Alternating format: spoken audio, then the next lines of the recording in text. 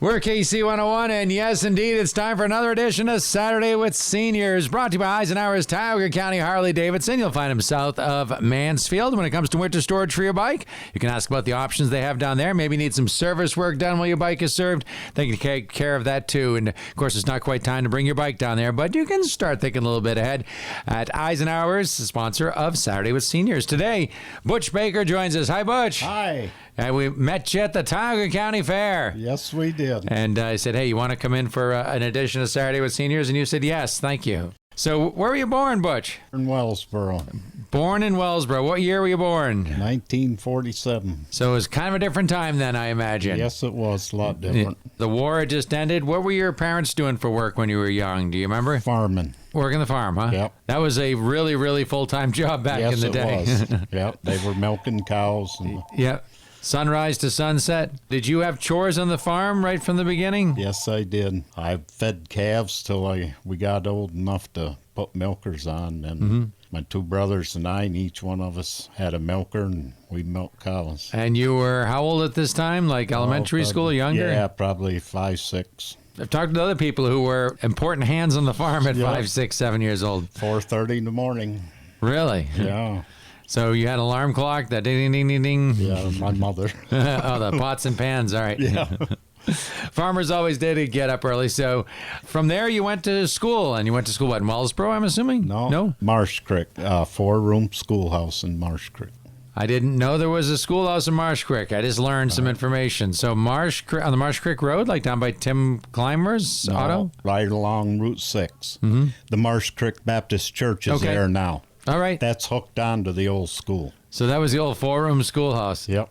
Do you have any memories of that? Oh, yeah. Well, share some. Oh, the old furnaces. We were on coal duty and wood spool duty. 3, 4 of us a day would have to carry coal and wood spools. There was 2 grades in one room. So there was 2 rooms and 4 grades, 2 grades in each of the rooms. Is that how it worked? Well, when I first started there was 8 grades there. And then they moved 2 grades to Wellsboro. So ended up there was 6 there. So you remember bringing in coal to the teacher there, and what else do you remember? Anything else was there? Did you have to go outside to use the restrooms? No, there was restrooms inside. There weren't many small schools like that had indoor plumbing. No, but this one did. We had snowball fights, Yep. So recess, you go outside, and it'd be snowball fights or whatever you could find to throw or sticks. Baseball or something. Yeah. Wow. Did you have a baseball team? I mean, you're only talking about a handful of kids in the school. Well, yeah, there was enough to Yeah. make a couple teams. Yep. So your farm back when you were a kid, was it modernized or somewhat modernized? Were you still using horses to do some of the work? When I first remember, we had 3 horses and 1 tractor. Then we gradually got in. Well, they sold 1 horse and another horse died, so... Yep, and they got replaced by machinery as time went on. Yep. And how far out of town was your farm, your family's farm? I'm about 3 miles out of town. Oh, you're still on the same farm? Yeah. Wow. My grandfather bought it March 6, 1919. That's very interesting. That's your same place. So you know that house pretty well. Yeah. So a couple miles out of town, you were saying? Yeah, there by Chip's Carpet. Yep. And go up that road a mile. So when you were a kid, did you walk into Wellsboro or bicycle into Wellsboro on your own, or did your family not really come into town much? Or we didn't come a lot, but my brothers and I, we'd walk in once in a while on a Friday night. Just go to the movie. Catch a movie at the Arcadia Theater? Yep. Tell me how you remember Wellsboro being back. This would have been the probably late 50s at this point when you were 10 years old, 12 years old. What do you remember about town, the big city of Wellsboro? The streets rolled up at dark. There weren't gas lights then either. I think that you predated the gas. Everyone thinks these gas lights are from Civil War days or something. No, they're... I can't remember. In the maybe late 60s, they put them in. Yeah, somewhere. I was thinking early 60s, but somewhere in the 60s. We'll meet in the middle on that one. Did you go out to eat much? Did you ever go out to eat as a family? Or once in a blue moon, we would. Most of the time, my mother fixed 3 meals a day. I was just thinking, I was in a discussion with someone the other day about being a mom is a full-time job now, but being a mom of a family on a farm must have been beyond a full-time job, because it wasn't frozen food that was bought and put in the microwave. It wasn't a loaf of bread bought, probably. No. I imagine your mom took raw ingredients and made every meal. And Yep, she made bread a certain day of the week. We tried to always be there shortly after it come out of the oven because we'd cut the end off and put butter on it. And while it was still warm, and did you make your own butter too, or did you buy a few of those staples?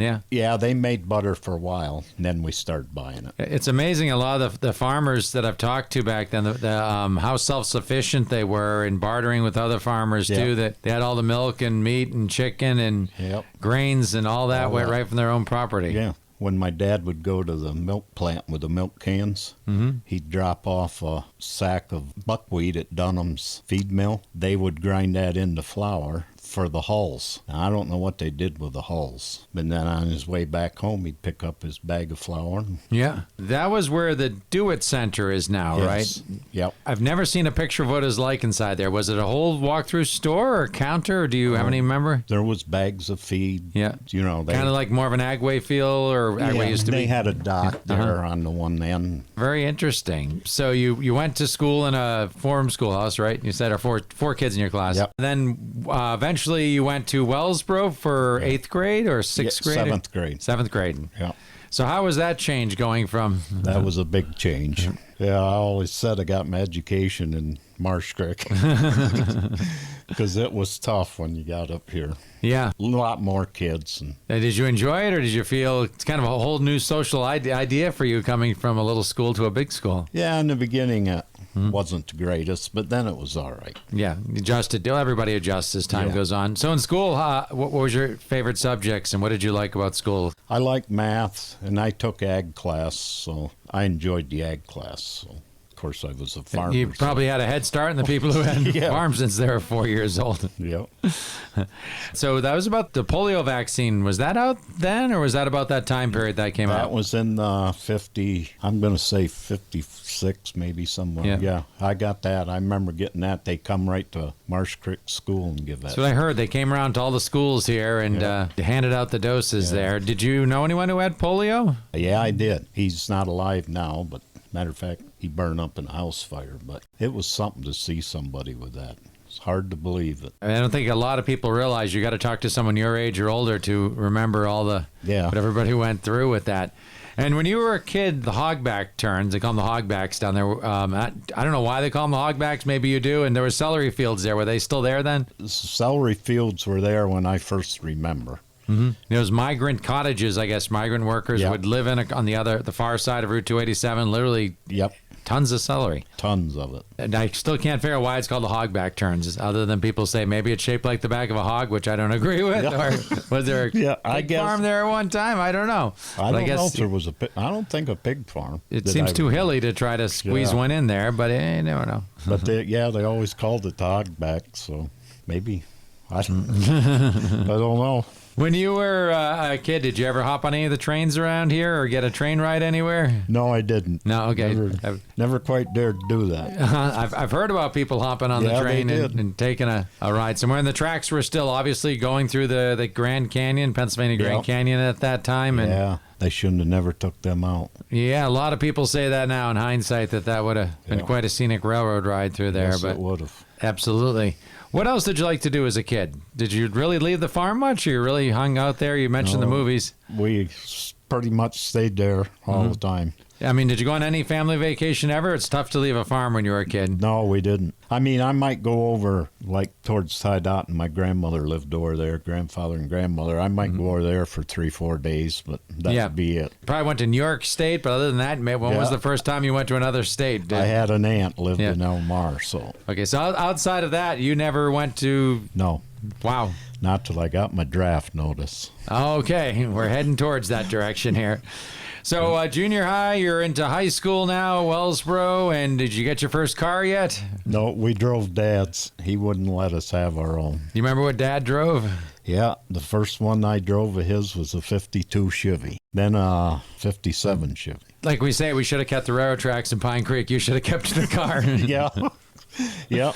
Hindsight on everything. So were you cruising the strip in Wellsboro? I remember talking to people back in the 50s and 60s. That was the loop. Up around Main Street and back down. Enjoying the freedom of the car. And gas was probably... probably 18.9 cents a gallon, something like that. Wow. So then you're in high school, and you've got your Vietnam veteran hat on. Thank you for your service, first of all, but let's hear about your service. Were you drafted, or did you choose, or what happened in high school? No, I got drafted in July of 67, and I got out in July of 69. I took basic in Fort Gordon, Georgia, and went to Fort Leonard Wood and took the combat engineer training, and then went to Vietnam. Wow. So you were drafted. Were you expecting this, or worried about it, or?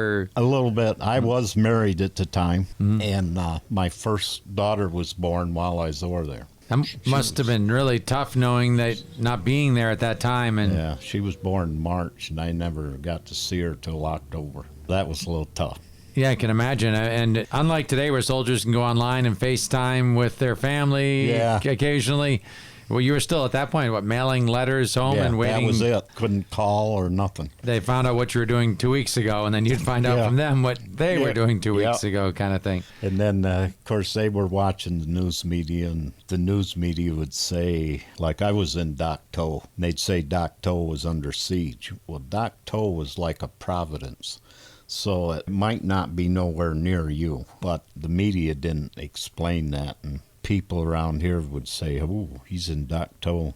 In the bad area that is mentioned. See, and it was kind of tough that way for them back here. I mean, we did see some stuff, but, you know. Yeah. You were in some conflict while you were over there? Oh, yes. I got there in my company around the 12th of January, and February 2nd, I was pinned down my squad. I carried a guy out wounded, and that's when I found out war was real. Yeah, I think until you're really in it, you can't understand that. Yeah. Did you fear for your life at points, I imagine? Well, yeah, certainly did. You was basically 24 hours a day scared, you know. Yeah, you never know. And I spent 366 days there because I got there in leap year. Had to spend an extra day, see. I see what you're saying. So, yeah, you had an extra day in your year. So, one more day of panic and fear. So, you remember coming home from Vietnam, and was your family waiting for you at the airport? Or wherever you came in? We landed in Fort Lewis, Washington, and they took us in and measured us up for a uniform, and then they give us a little red ticket and told us to go to this restaurant. We'd get a free steak supper. When we came back to get showered and get our uniform, the sergeant said, now I want to tell you something before I hand these out to you. He said, if you're flying home, wear the uniform. If you're not flying home, soon as you get off this post, you get civilian clothes on and hide the uniform. Don't let nobody know where you just come from. We're all standing there looking at him like, what's going on anyway?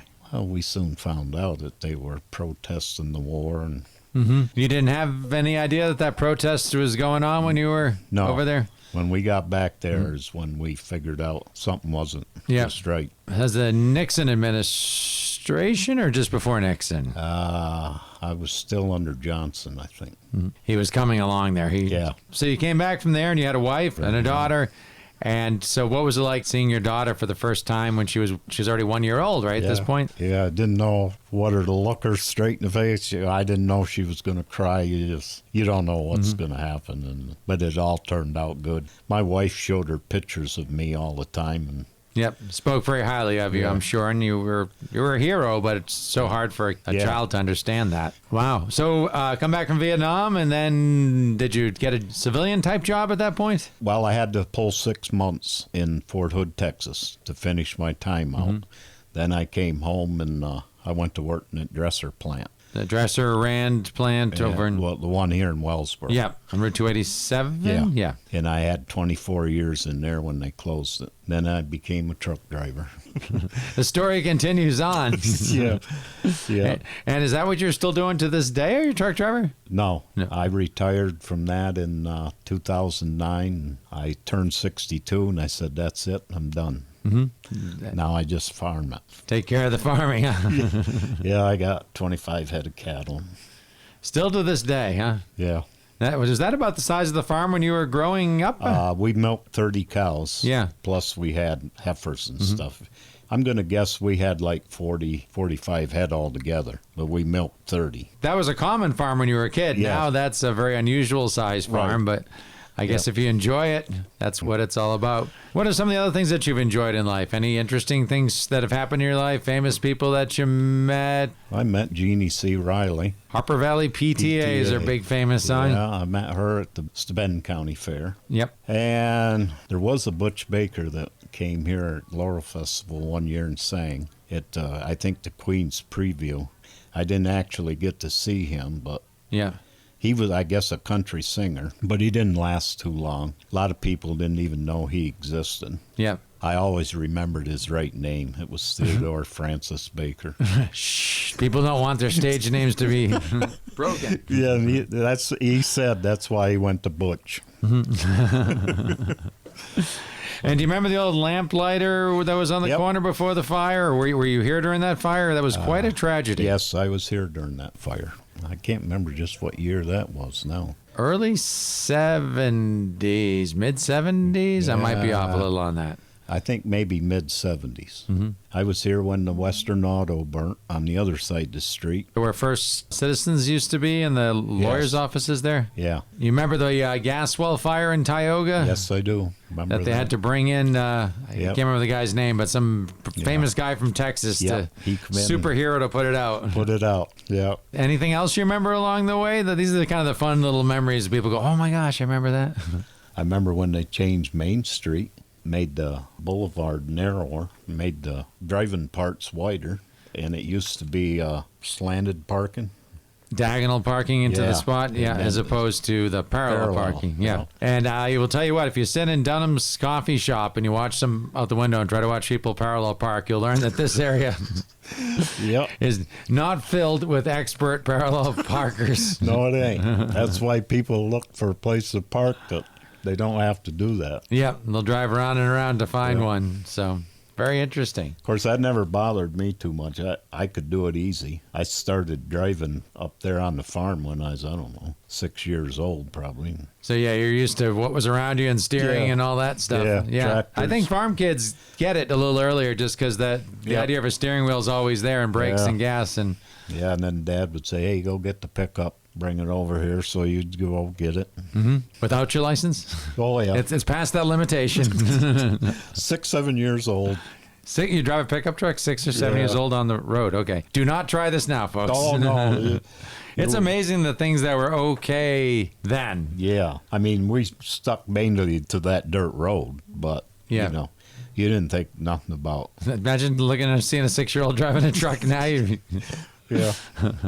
Tractor, I remember even myself as a kid climbing into the back seat of a car. They're all bench seats, and you just kept sliding them in. Push over, push over, push over. Yep. Put a few in the back of the station wagon. They'd slide all around back there and go to a birthday party or whatever. Yeah, you could put quite a few in one of them. Quite a few kids. Yeah.